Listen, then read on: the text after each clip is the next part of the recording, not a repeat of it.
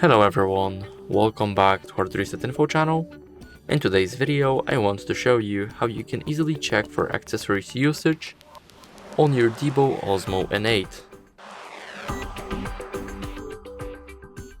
So first, open the ECOVACS Home application and now click on the robot in the middle. Here, click 3 dots in the top right corner, and now you need to go to additional settings.